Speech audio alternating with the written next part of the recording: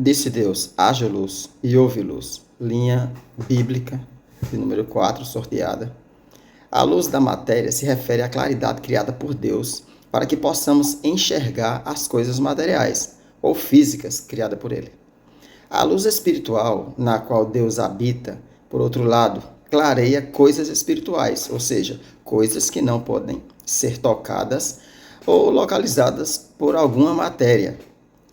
Essa linha bíblica se insere no contexto da criação, não apenas do mundo, mas de todo o universo. Uma indagação bastante interessante é a seguinte: por que Deus, que habita em luz inacessível e transcendente, iria se interessar em criar luz, já que todas as coisas sempre estão patentes e visíveis aos olhos dele?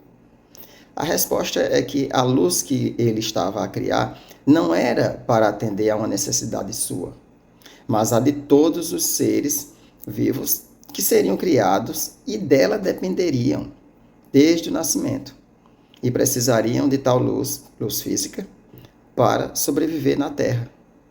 A Bíblia diz que Deus é espírito. Logo, deduzimos disso que a luz na forma espiritual já estava criada, mas não poderia ser visivelmente alcançada por nenhum ser em corpo carnal. Dessa forma, a luz que clareia e ilumina as coisas materiais só serviria às criaturas físicas, réis mortais.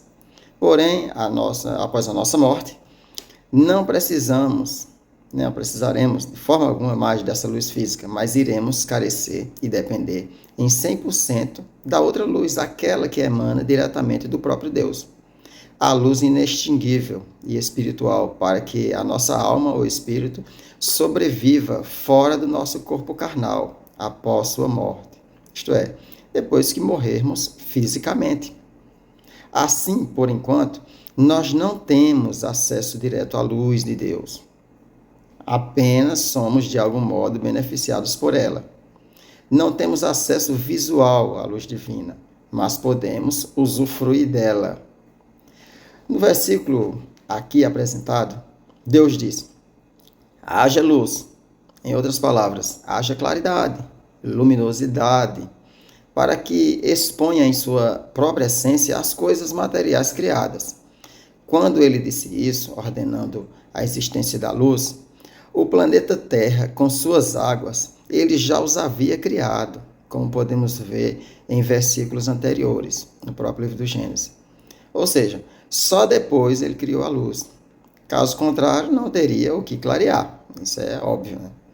Antes da luz física, o que prevalecia em termos visuais, fisicamente falando, eram as trevas, como diz o livro. Então, densas trevas, as quais estavam ocultando tudo, né?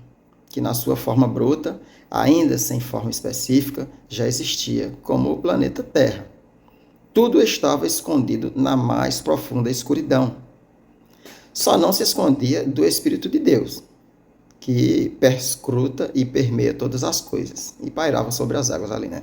Dessa forma, reiterando o que dissemos no início, a luz da matéria traz a claridade sobre as coisas materiais ou físicas criadas. A luz espiritual, na qual Deus habita, por outro lado, clareia coisas espirituais, ou seja, coisas que não podem ser tocadas ou identificadas por alguma matéria. E este é o ponto mais importante de nossa reflexão. Nosso corpo físico, através de nossos olhos carnais, tem a capacidade de ver as coisas materiais por meio da luz física que Deus criou após ter criado a Terra, né, sem forma e vazia.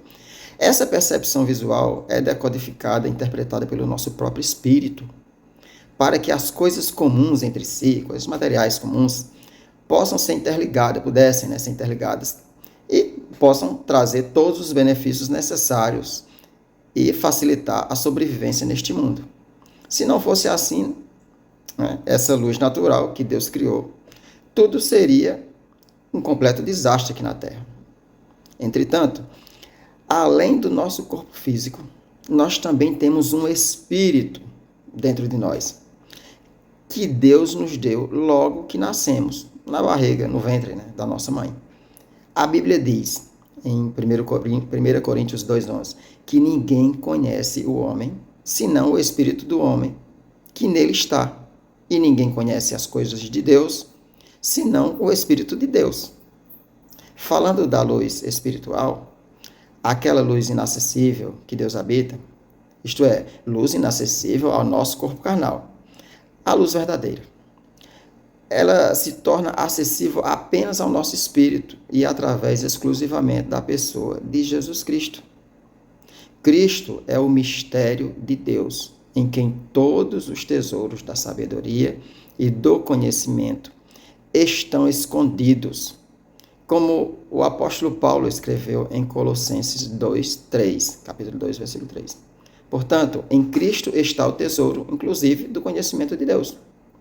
Cristo Jesus é a mina das riquezas de Deus e o único através do qual que podemos alcançar a Deus. Concluímos que Jesus Cristo é a nossa luz espiritual, como ele próprio disse, e está escrito no Evangelho de João, capítulo 8, versículo 12. Eu sou a luz do mundo. Quem me segue não andará nas trevas. Pelo contrário, terá a luz da vida. A luz necessária para viver na Terra é aquela que Deus criou no princípio da criação do universo, no momento em que ele disse, haja luz. Já a luz para se viver após a morte física é Jesus Cristo.